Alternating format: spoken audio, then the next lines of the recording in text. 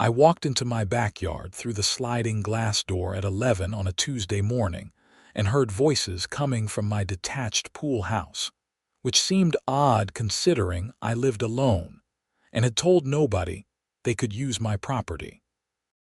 My name is Brandon Andrews, and I had just moved into this upscale neighborhood in Scottsdale, Arizona, 6 months prior. The house cost me a fortune, but it came with everything I wanted: a pool, a fully equipped home gym, and a custom cedar sauna I had installed myself just 2 months ago. I worked from home as a software consultant, which meant my schedule was flexible and I could enjoy these amenities whenever I pleased. That particular Tuesday, I had wrapped up a client call early and decided to relax in the sauna before lunch. As I approached the pool house, the voices became clearer. I could hear water being poured over hot rocks, that distinctive hissing sound a sauna makes, and then male laughter.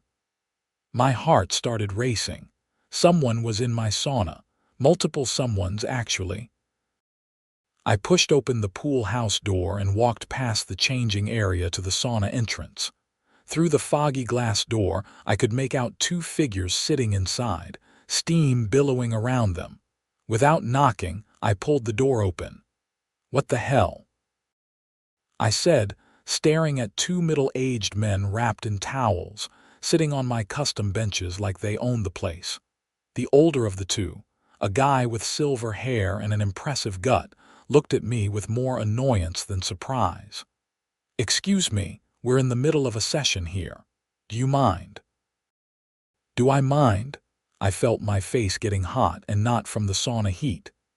"This is my house, my sauna. Who the hell are you?" The silver-haired man stood up, clutching his towel. "I'm Richard Patterson, HOA president. This is Gerald Foster, our vice president.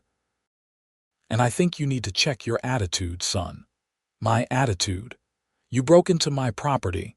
Richard stepped out of the sauna, forcing me to back up into the pool house main area. Gerald followed, looking considerably more uncomfortable than his companion. "We didn't break in. I used the master key." "The master key? What master key?" "The HOA maintains master keys to all properties for emergencies and inspections. It's in the covenant you signed when you purchased the home." Richard spoke like he was explaining something to a child, which only made me angrier. "An emergency? You're having a spa day in my sauna and calling it an emergency?" Gerald finally spoke up, his voice weak. "Richard, maybe we should have asked first." "Nonsense," Richard said, waving his hand dismissively. "The HOA president has full access to all amenities within the community to ensure they meet code standards and community guidelines." I pulled out my phone. "Get out of my house right now, or I'm calling the police." Richard's face darkened. "You really want to start problems with the HOA in your first year here, Mr. Andrews?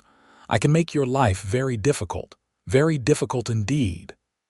"Is that a threat?" "It's a fact. Now Gerald and I will finish our session. We'll be done in about 20 minutes. I suggest you go back to your house and review your HOA documents more carefully." I couldn't believe what I was hearing. This guy actually thought he had the right to use my personal sauna. "You have 5 minutes to get dressed and get off my property, or I'm calling the cops." "I don't care what the HOA documents say." Richard's jaw clenched. "Fine, but you've just made a powerful enemy, Mr. Andrews." He turned to Gerald. "Come on, let's get dressed. Clearly we're not welcome here." As they changed in the pool house bathroom, I stood there with my phone in hand, shaking with anger. When they finally emerged in their regular clothes, Richard walked past me without another word, but I noticed he made a point of looking around my pool house, taking notes on his phone. "Your pool furniture is 6 inches too close to the property line," he said. "And that color of cushion isn't on the approved HOA palette. You'll be getting violation notices." After they left, I immediately went inside and called a locksmith. I didn't care what the HOA documents said about master keys. Nobody was getting into my house or my pool house without my permission again. The locksmith, a friendly guy named Tom, arrived within 2 hours. Changing all the locks, he asked, examining my doors. Everything. House, pool house, side gates, everything. HOA trouble, he asked with a knowing smile. How'd you know? I get this call about once a month in these neighborhoods. HOA presidents think they're kings. Tom started working on the front door. Word of advice, document everything. Every interaction, every email, every violation notice. These people can be relentless, but they usually hang themselves if you give them enough rope.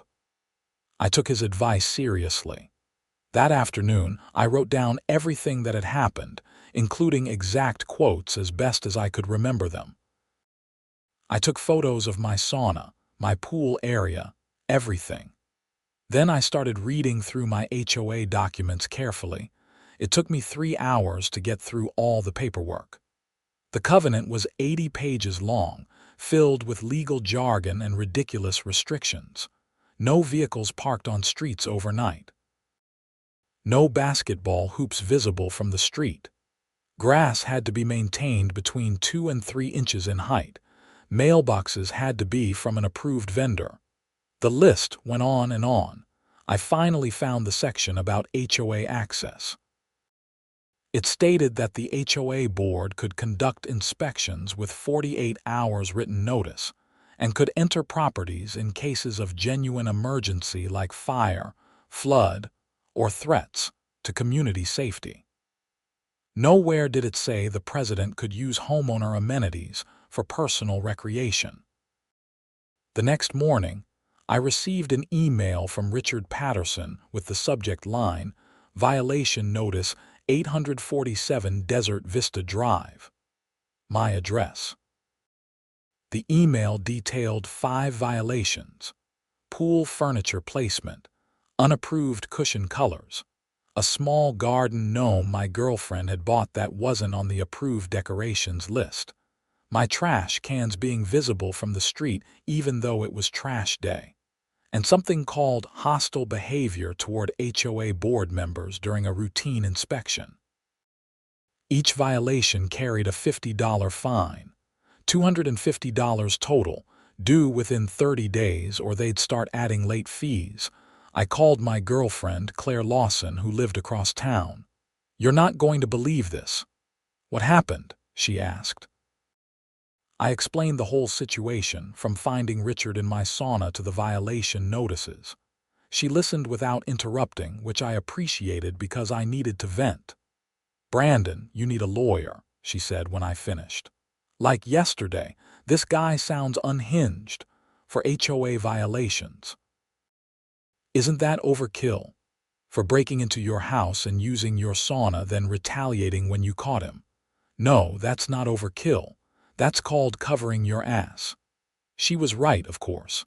That afternoon, I started calling lawyers. The first 3 I contacted didn't handle HOA disputes. The fourth, a woman named Patricia Rice, told me she specialized in them. "Can you come in tomorrow morning?" she asked. "I have an opening at 10. Patricia's office was in downtown Scottsdale in a modern building with floor-to-ceiling windows. She was in her 50s, with short gray hair and sharp eyes that seemed to evaluate everything. I spent an hour telling her everything, showing her my documentation and the violation notices. "This is pretty clear-cut," she said, leaning back in her chair. "They're retaliating against you for asserting your property rights. The question is, how far do you want to take this?" "What do you mean?" "We could send them a cease and desist, get the violations dropped, maybe get them to agree to follow proper procedures in the future. Or," she paused, "we could go after them hard, sue for trespassing, illegal entry, harassment, and emotional distress. Depending on what we find in discovery, we might uncover more misconduct. What would you recommend?" Patricia pulled out a folder. "I've dealt with Richard Patterson before." Different neighborhood, same behavior. That case settled out of court because he didn't want certain things becoming public. If he's still acting this way, it means he thinks he's untouchable. In my experience, guys like him don't stop unless someone forces them to stop. So you think I should sue? I think you should let me send some letters first, see how he responds. But yes, I think this is going to end up in court, and I think we'll win. The retainer was expensive, $3,000, but I paid it. Patricia immediately sent a letter to Richard Patterson and the HOA board, outlining the illegal entry, demanding all master keys be destroyed, and insisting the violations be withdrawn. 3 days later, I received a certified letter from the HOA's lawyer, a firm called Henderson and Associates.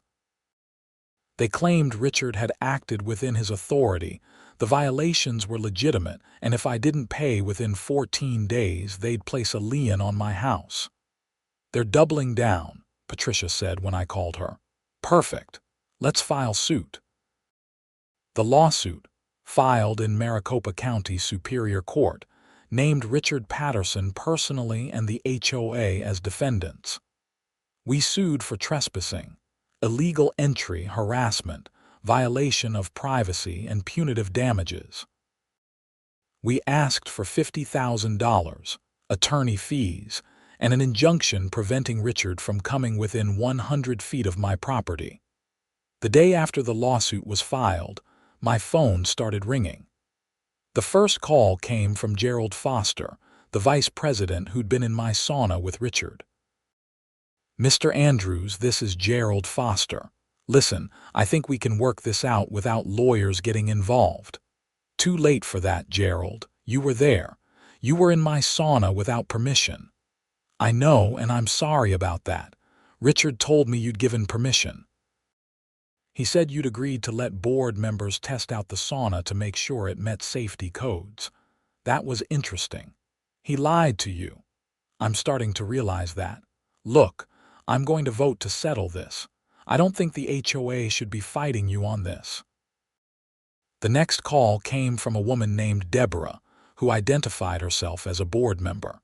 She'd heard about the lawsuit and wanted me to know that not everyone supported Richard's behavior.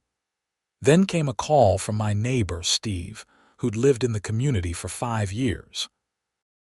Dude, you're my hero, Steve said. Richard Patterson is a nightmare. He fined me $2,000 last year because my daughter's playhouse was the wrong color. We had to take him to arbitration just to get it reduced. Why didn't you sue? Couldn't afford it.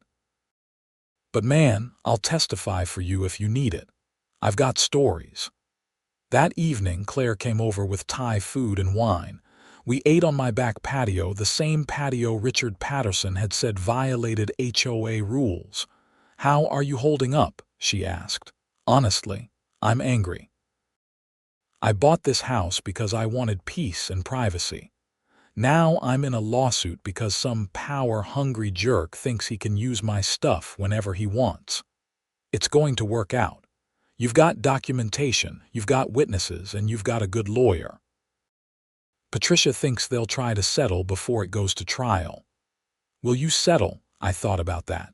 Depends on the offer. I want my attorney fees covered, I want Richard banned from my property, and I want him off the HOA board. If they give me that, maybe. And if they don't, then I guess we go to trial. Claire reached across the table and took my hand. You know I'm here for you, right? Whatever you need.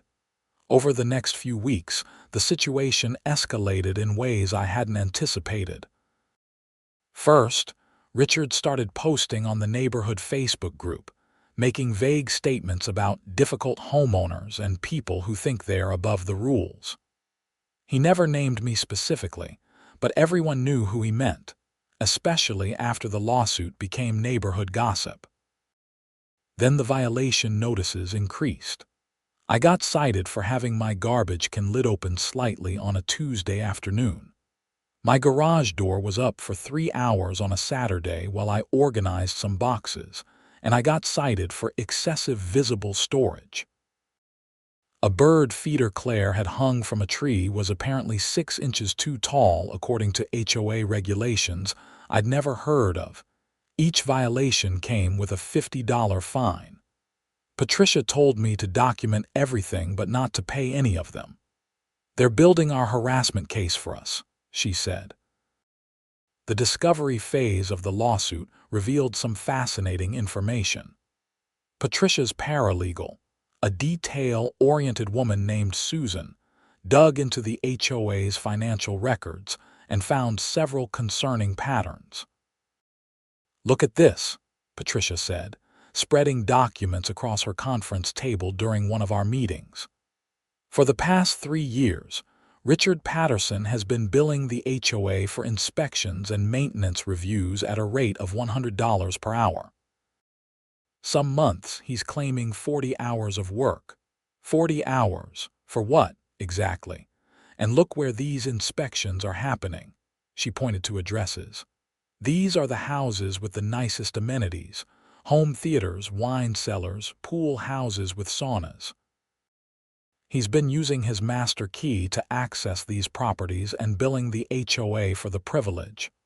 "Are you serious?" "Dead serious. We've got 3 years of this, and here's the best part: none of these homeowners knew he was coming. He'd schedule his inspections during work hours when people were gone." "That's insane." Patricia grinned. "That's illegal. That's breaking and entering, potentially burglary depending on what he was doing inside, and using HOA funds for personal benefit is embezzlement." "Should we go to the police?" "Not yet. Let's see how he responds in his deposition first." Richard Patterson's deposition was scheduled for a Tuesday morning in late April, about 3 months after I'd filed the lawsuit. Patricia had prepared me for what might happen, but nothing quite prepared me for watching Richard try to justify his behavior under oath. The deposition took place in a bland conference room at Henderson and Associates, the law firm representing Richard and the HOA. Richard showed up in an expensive suit, looking confident. His lawyer, a guy named Mitchell Henderson, sat beside him looking less confident. Patricia started with basic questions, establishing Richard's role as HOA president, how long he'd served, and what his duties entailed. Richard answered smoothly, presenting himself as a dedicated volunteer who spent countless hours ensuring the community remained beautiful and property values stayed high. Then, Patricia shifted gears. "Mr. Patterson, do you have master keys to properties in Desert Vista Estates?" "The HOA maintains keys for emergency purposes, yes." "How many properties?" "All of them. It's standard practice." "And who has access to these keys?" "Myself and the property manager." "Have you used these keys to enter properties?" "When necessary, yes. For inspections or emergencies." "How do you define an emergency?" Richard shifted in his seat. "Any situation that might pose a risk to the property or the community." "I see. On February 14th of this year, did you enter Mr. Andrews' property?" "I conducted a routine inspection, yes." "Did you notify Mr. Andrews in advance?" "I don't recall if formal notice was given. It may have been an emergency inspection." "What was the emergency?" A pause. "I'd received complaints about construction noise. I needed to verify that his sauna installation met code requirements." Patricia slid a document across the table. "This is the sauna permit from Scottsdale Building Services. It shows all inspections were completed and signed off on January 20th. The sauna was fully approved before you entered Mr. Andrews' property. Were you aware of this?" "I don't memorize every permit in the neighborhood. But as HOA president conducting an emergency inspection specifically related to sauna code compliance, wouldn't you check if permits had already been approved?" Mitchell Henderson jumped in. "You don't have to answer that, Richard." But Richard, apparently confident in his answer, responded anyway. "I was being thorough." "I see. And during this thorough emergency inspection, you removed your clothes and used the sauna, correct? I needed to test its functionality. For how long? I don't recall exactly. Mr. Andrews states it was approximately 45 minutes. Does that sound accurate? Possibly. And you brought another board member, Gerald Foster, with you for this emergency inspection. I often bring another board member for verification purposes. Patricia pulled out another document. According to the HOA's financial records, you billed the association $100 for this inspection. Is that correct? Richard glanced at his lawyer. If that's what the records show, yes.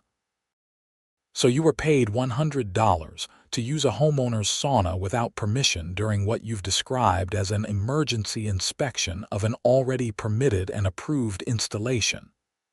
I was paid for my time conducting HOA business. How many other properties have you entered to use their amenities while billing the HOA for your time? Mitchell Henderson stood up. Okay, we're taking a break. During the break, Patricia looked pleased. He's either incredibly arrogant or incredibly stupid, probably both. What happens now? Now we go through the financial records property by property. This is going to take all day. She was right. For the next 6 hours, Patricia methodically went through every inspection Richard had billed for over the past 3 years. Property after property, the pattern became clear. Richard would schedule inspections at houses with nice amenities, bill the HOA for his time, and according to his own testimony, he needed to test everything to ensure it met standards. He tested a home theater system.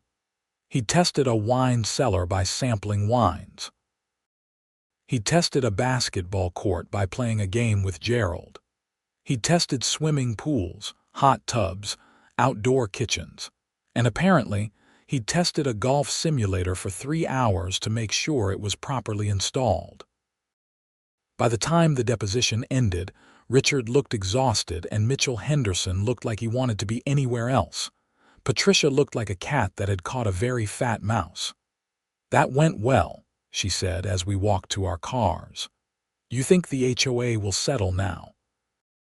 I think the HOA's insurance company is going to insist they settle, but Richard might fight it. His ego is massive, and we just spent 8 hours destroying it on the record. That weekend, I got a call from Gerald Foster again. Mr. Andrews, I need to talk to you. Can we meet in person? Why? Because I'm about to do something that's going to piss off Richard, and I want you to hear it from me first. We met at a coffee shop in downtown Scottsdale. Gerald looked like he hadn't slept well. He ordered a black coffee and sat down heavily in the chair across from me. I'm calling for an emergency board meeting to remove Richard as president, he said without preamble. After reading the deposition transcript, I can't support him anymore. None of us can. How many board members are there? 7 total. I've talked to 4 others besides myself. That's 5 votes, which is enough. We're meeting tomorrow night. Why are you telling me this? Gerald looked into his coffee. Because I owe you an apology. I believed Richard when he said we had the right to inspect properties. I believed him when he said it was standard practice. I've been on the board for 2 years and I've been at probably a dozen inspections. I thought we were doing our jobs. I didn't realize we were trespassing. You were in my sauna, Gerald. I know, and I'm sorry, truly sorry. I can't undo that, but I can make sure Richard doesn't do this to anyone else. What about the lawsuit? That's up to the board and the insurance company. But between you and me, I'm going to recommend we settle and that the settlement includes all your attorney fees. Richard created this mess. He should pay for it. The emergency board meeting happened on a Monday evening. I wasn't there, but Steve, my neighbor, attended and called me afterward with updates. Dude, it was intense, Steve said. Richard showed up acting like nothing was wrong. Gerald made a motion to remove him as president. Another board member named Deborah seconded it, and then they just went around the table voting. 5 voted yes, Richard voted no, and one guy named Tom abstained. So Richard's out, as president, yes. But he's still on the board unless they can get him to resign entirely. Gerald is the new president.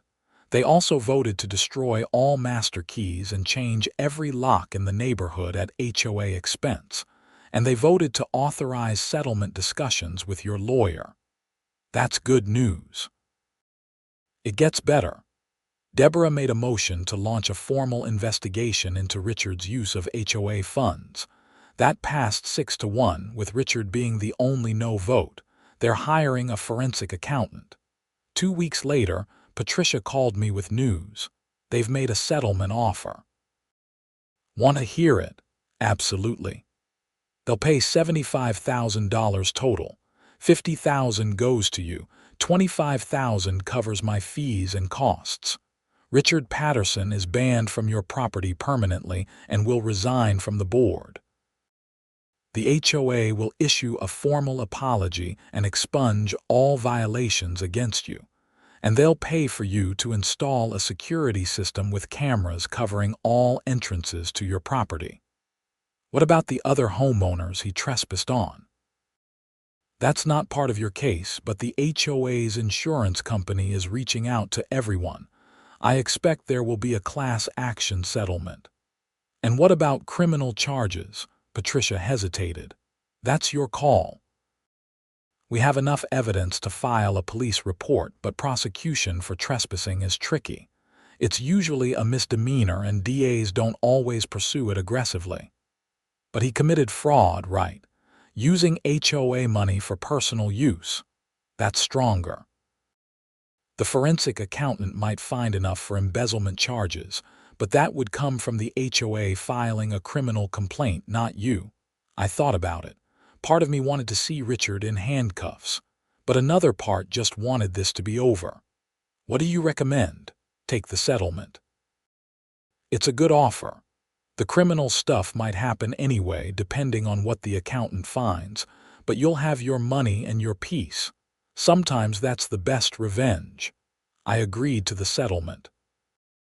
The paperwork took another 2 weeks to finalize, but by the end of May, I had a check for $50,000 and a promise that Richard Patterson would never set foot on my property again.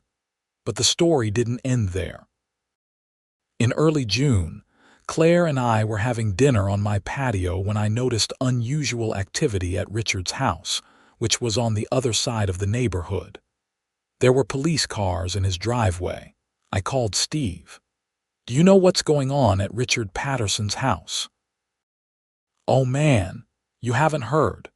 The forensic accountant found way more than anyone expected. Richard wasn't just billing for fake inspections. He'd been creating fake vendors and paying them with HOA money, then funneling that money back to himself. We're talking about $200,000 over 5 years. Holy shit. Yeah. The board filed a criminal complaint this morning. I guess the police are searching his house right now. The next day, Richard Patterson was arrested and charged with embezzlement, fraud, and multiple counts of burglary. The burglary charges came because he'd been entering homes without permission and with intent to use their amenities, which under Arizona law constituted burglary even if he had a key. The story made the local news. HOA president arrested for embezzlement and burglary, the headline read. The news report included interviews with several homeowners who discovered Richard had been in their houses without permission. One couple had reviewed their home security footage and found Richard had been in their house 7 times over 2 years, always when they were at work. He'd used their pool, their home gym, and once he'd made himself lunch in their kitchen. The whole neighborhood was in an uproar.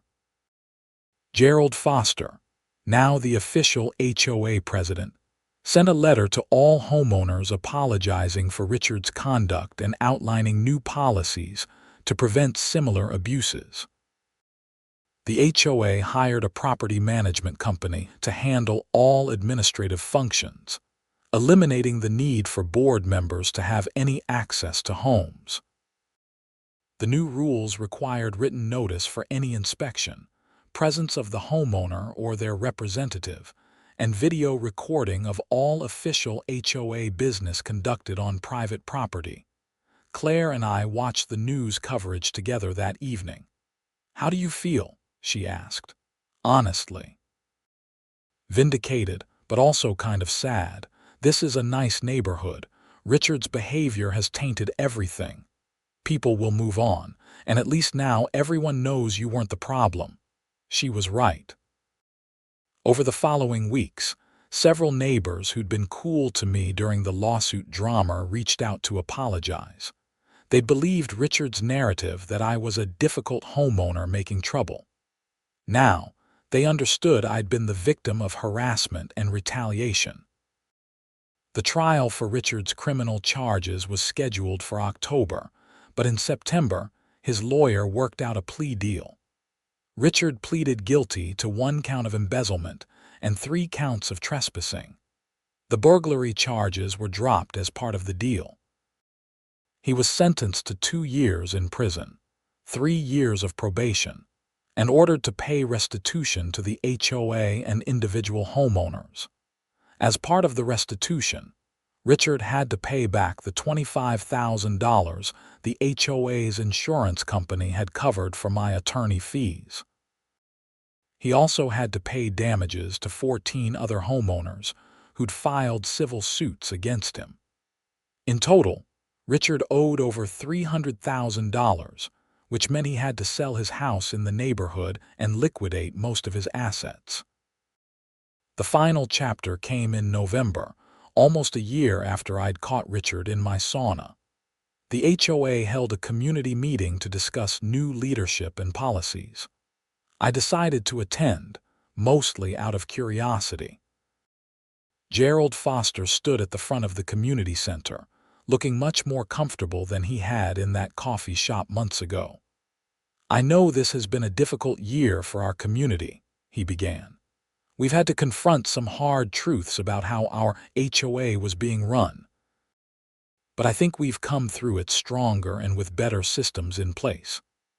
He outlined the new management structure, the revised covenant that gave homeowners more rights and the board less arbitrary power, and a new transparent budgeting process that would be shared with all residents quarterly.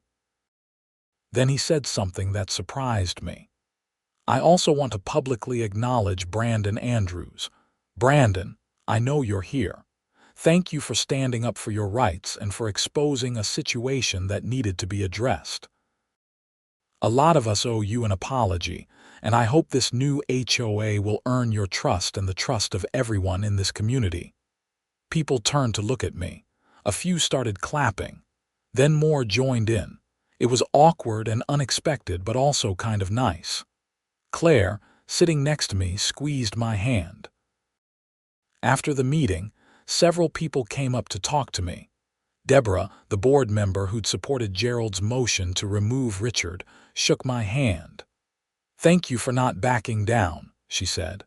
"A lot of people would have just paid the fines and moved on." "I couldn't let him get away with it," I said. "He broke into my house. And a lot of other houses, apparently. You exposed a criminal and this neighborhood is better for it." On the drive home, Claire asked, "Do you regret buying the house?" "No," I said, surprising myself with how certain I felt. "It was a nightmare, but it's over now. And honestly, the neighborhood is great now. Gerald's doing a good job. The new rules make sense. I can actually enjoy my house and my sauna without worrying about some entitled jerk using my stuff." "Speaking of the sauna, when are we going to use it? I feel like it's been months since you've even turned it on." She was right. Between the lawsuit, the stress, and the constant violation notices, I'd barely used the sauna that had caused so much trouble. "How about right now?" We went home and spent the evening in the sauna, finally able to relax and enjoy the amenity I'd paid for and fought to protect. The cedar smelled amazing, The heat was perfect, and best of all, I knew nobody was going to walk in uninvited. The following months brought a return to normalcy. The new HOA management company was professional and respectful. When they needed to inspect something, they scheduled it in advance and came with the homeowner present. The violation notices stopped entirely once Gerald removed all the ridiculous rules Richard had apparently invented just to fine people. In February, almost exactly a year after catching Richard in my sauna, I received a check in the mail. It was from the restitution fund, an additional $5,000 that had been recovered from Richard's assets. An attached letter explained that the court had ordered additional compensation for homeowners who'd been specifically harassed or retaliated against. My case qualified. I called Patricia to tell her. "That's unusual but not unheard of," she said. "The judge must have been particularly offended by the retaliation aspect. How does it feel to have Richard Patterson paying your legal fees for years?" I laughed. "Pretty good, actually. Though technically, he's in prison paying off his debts, so I guess he's paying with his freedom too. That's what happens when you abuse your authority and commit crimes. You were right to stand up to him, Brandon. A lot of people wouldn't have." After hanging up, I thought about that. It would have been easier to pay the $250 in fines and let it go. It would have been cheaper than hiring a lawyer, at least initially, but it wouldn't have been right. Richard Patterson had broken into my house, used my property without permission, and then punished me for objecting. He'd been doing it to other people for years, stealing from the HOA and violating people's privacy and homes. Sometimes standing up for yourself costs money and time and stress. But sometimes it's worth it. Not just for you, but for everyone else who comes after you. If I'd backed down, Richard would still be HOA president, still entering people's homes without permission, still embezzling money, still being a petty tyrant who made people's lives miserable. Claire moved in with me in March. We'd been talking about it for months, but she'd wanted to wait until all the HOA drama was resolved. "I didn't want to move into a war zone," she explained as we unpacked her boxes. "It's peaceful now," I assured her. "Gerald runs a tight ship, but he's fair. And the new management company is great. What about that gnome I bought? Is it still banned?" I laughed. Actually, Gerald led a vote to revise the decorations list. Garden gnomes are now officially approved, along with a bunch of other stuff Richard had arbitrarily banned. Good. Because I bought 3 more. We settled into a comfortable routine. I worked from home, she worked as a nurse at Scottsdale Healthcare, and we both enjoyed the house and its amenities. The sauna became our evening ritual, a place to relax and decompress from the day. Every time I used it, I thought briefly about Richard Patterson sitting in prison, and I won't lie, it added a little extra satisfaction to the experience. In May, the HOA held its annual meeting to elect new board members. Gerald Foster was re-elected as president unanimously. 2 new members joined the board, both of them homeowners who'd been vocal about wanting transparency and accountability. The old guard, the people who'd enabled Richard's behavior, were all voted out. During the meeting, Gerald presented the annual budget. "I'm happy to report that our finances are stable despite the losses from the previous president's embezzlement," he said. "The insurance covered most of the theft, and we've recovered about 60% of the stolen funds through restitution.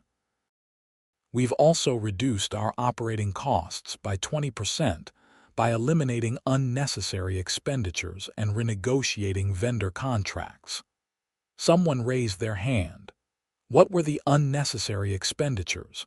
Gerald smiled slightly. "Well, for one thing, we're no longer paying the president $100 an hour to inspect people's saunas. We've eliminated all inspection fees for board members. Being on the board is volunteer work, as it should be. People laughed, but it was a laugh of relief, not humor. The specter of Richard Patterson still hung over the community, but it was fading. After the meeting, Steve caught up with me in the parking lot. "Hey, did you hear about Mitchell Henderson, Richard's lawyer?" "Yeah. His firm dropped him as a partner. Apparently, having your name associated with the HOA embezzlement case is bad for business. He's working solo now, doing traffic tickets and small claims. That's rough. He should have advised his client better. Everyone knew Richard's deposition was a disaster." I thought about that as I drove home. So many lives had been affected by one man's arrogance and sense of entitlement. Richard was in prison. His lawyer's career was damaged. The HOA had spent tens of thousands in legal fees and insurance deductibles. 14 homeowners had been violated in their own homes, and it all could have been avoided if Richard had just followed the rules he was supposed to enforce. In July, I got a letter from the Arizona Department of Corrections. Richard Patterson had requested permission to send me a letter as part of some rehabilitation program. Did I consent to receive it? I wasn't sure what to do. Part of me wanted nothing to do with Richard, but curiosity won out. I checked the box indicating consent and mailed it back. 2 weeks later, the letter arrived. It was shorter than I expected, written in neat handwriting on plain paper. "Mr. Andrews," it began, "I am writing to you as part of a restorative justice program offered through the prison. I want to apologize for my actions toward you and for the violation of your property and privacy. I had convinced myself that, as HOA president, I had certain rights and privileges that I now understand I did not have. I abused my position, I broke the law, and I hurt you and many others in the community. I am ashamed of my behavior, and I am working to understand why I felt entitled to act the way I did. I know this apology cannot undo the harm I caused, but I want you to know that I recognize what I did was wrong. I hope you are able to find peace in your home and your neighborhood. Sincerely, Richard Patterson." I read it twice. It sounded genuine, but I wasn't sure how I felt about it. I showed it to Claire. "You think he means it?" she asked. "Maybe. Prison probably gives you a lot of time to think about your choices. Are you going to write back?" "I don't think so. I don't have anything to say to him." And that was true. I'd gotten what I needed: justice, compensation, and the assurance that Richard would never bother me or anyone else in the neighborhood again. A letter of apology, sincere or not, didn't change anything. August brought monsoon season to Arizona, those dramatic afternoon thunderstorms that turn the sky dark and drop torrential rain for 30 minutes before clearing. I was sitting on my covered patio one afternoon, watching the rain and thunder, when Gerald Foster called. "Brandon, I wanted to give you a heads up. We're implementing a new program in September." "What kind of program?" "Community mediation. If someone has a dispute with a neighbor or the HOA, there will be a trained mediator available to help resolve it before it becomes a lawsuit. We're also creating an appeals process for any HOA decisions. The goal is to make sure what happened with Richard never happens again." That sounds like a good idea. It was actually inspired by your situation. If there had been a better way for you to challenge Richard's actions, maybe things wouldn't have escalated the way they did. "Gerald, there's no way that situation could have been resolved through mediation. The guy was breaking into my house." "You're right. But for smaller disputes, for the normal HOA stuff, we want people to feel heard and to have recourse that doesn't involve lawyers." "I appreciate that, seriously. The new HOA is a huge improvement. We're trying. And Brandon, thank you again. I know I keep saying it, but you really did this community a service." September came, and with it, cooler weather and the sense that life had finally stabilized. Claire and I hosted a barbecue for some of our neighbors, including Steve and his family. We used the pool, the outdoor kitchen, and yes, people took turns using the sauna. "This is amazing," Steve's wife Karen said as she emerged from the sauna. "Thank you for sharing it." "That's the difference," I said. "You asked permission, you're invited, that's how it should work." Later that evening, as people were leaving, Steve pulled me aside. "You know, when you first moved in, I thought you were just another tech bro with money. But you're a good guy, Brandon. You stood up for what was right even when it was hard." "I just didn't want some jerk using my sauna," I said, trying to deflect the compliment. "It was more than that, and you know it. You exposed corruption and abuse of power. That takes guts." As Claire and I cleaned up after the party, I reflected on the past year and a half. It had been stressful, expensive, and emotionally draining. But I'd won. Not just the lawsuit, not just the settlement, but the larger battle for justice and accountability. Richard Patterson was in prison, paying literal and figurative debts for his crimes. The HOA had been reformed from top to bottom. Homeowners now had rights and protections they didn't have before. And I had my home, my privacy, and my sauna, all secure and protected. In October, I received the final check from the restitution fund. $3,000, representing Richard's payment for my attorney's ongoing consultation fees during the criminal case. Patricia had needed to review documents and provide testimony, and the court had ordered Richard to pay for it. "That's the last of it," Patricia said when I called to confirm. "Richard Patterson will be paying off debts for years, but your portion is complete. How does it feel?" "Like justice," I said. "Slow, expensive justice, but justice nonetheless. That's the legal system. It's not perfect, but when it works, it really works." That evening, Claire and I celebrated in the sauna, drinking sparkling water and enjoying the heat. "You know what's funny?" I said. "This whole nightmare started because Richard wanted to use this sauna. Now it's mine. I'm using it whenever I want, and he's in a concrete cell. There's probably a lesson in there somewhere." "Don't be an entitled jerk who breaks into people's houses," Claire suggested. "That's the one." We laughed, and the sound echoed off the cedar walls. Outside, the Arizona night was clear and cool. Inside my home, everything was secure, peaceful, and mine. It had been a long journey from that Tuesday morning when I'd found Richard Patterson sitting in my sauna like he owned the place. But I'd fought for my rights, I'd won, and I'd made sure he faced consequences for his actions. The following spring, Gerald Foster announced he was stepping down as HOA president. He'd done what he'd set out to do: reform the association, restore trust, and establish new systems. Deborah was elected to replace him, and she continued the policies of transparency and accountability. I even joined a committee, something I never thought I'd do. The Architectural Review Committee, which reviewed requests for home modifications, needed members who understood that homeowners should be able to enjoy their property within reasonable guidelines. I figured I could offer that perspective. At my first committee meeting, a homeowner wanted to install a swimming pool with a waterfall feature. The old HOA would have probably denied it for being too ostentatious or not fitting the neighborhood character.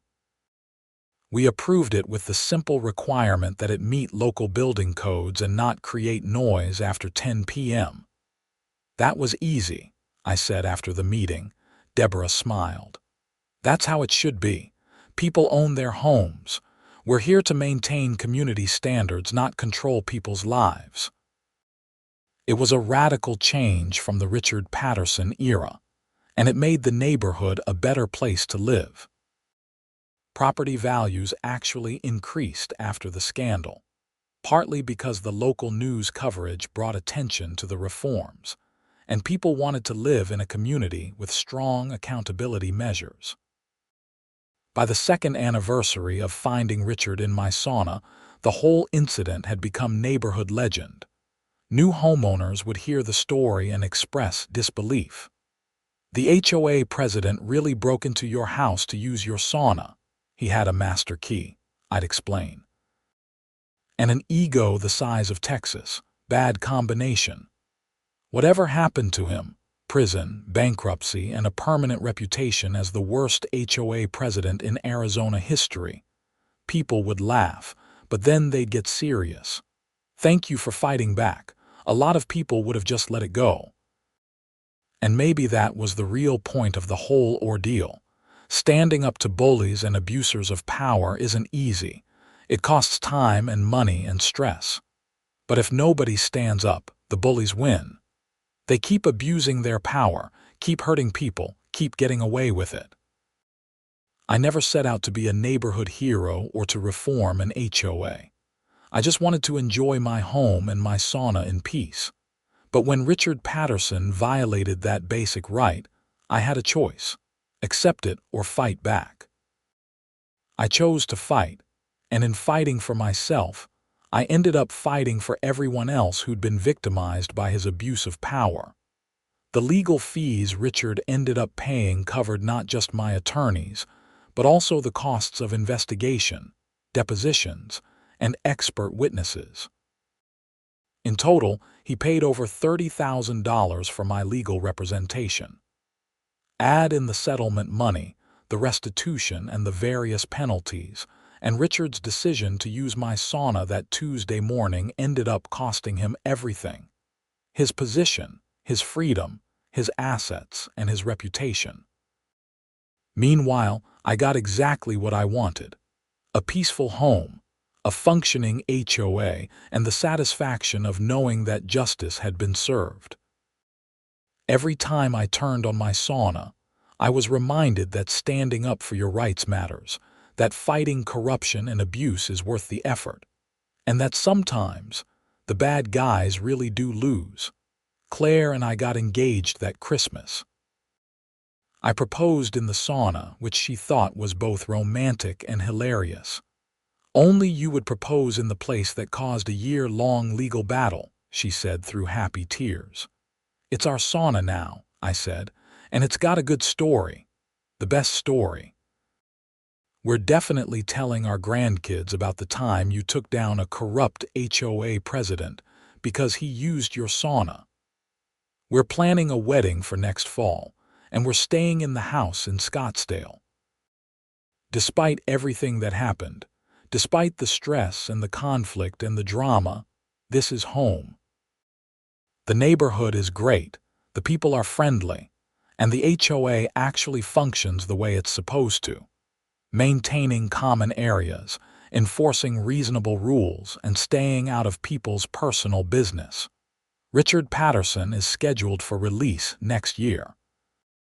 He'll serve out his probation in another state because his reputation in Arizona is permanently ruined. He'll spend years paying off debts and living with the consequences of his choices. And somewhere in a prison cell, I hope he thinks about that Tuesday morning when he decided to use my sauna without permission, when he thought he was untouchable, when he made the choice that unraveled his entire life. As for me, I'm living well. The sauna works perfectly. The pool is beautiful. The house is secure. And every single day, I'm reminded that standing up for yourself, fighting for justice, and refusing to be a victim of abuse are worth whatever price you have to pay. Because in the end, I didn't just win a lawsuit. I won my peace of mind, my home, and my right to privacy. And Richard Patterson, former HOA president and current prison inmate, paid for every bit of it. That's not just victory. That's justice.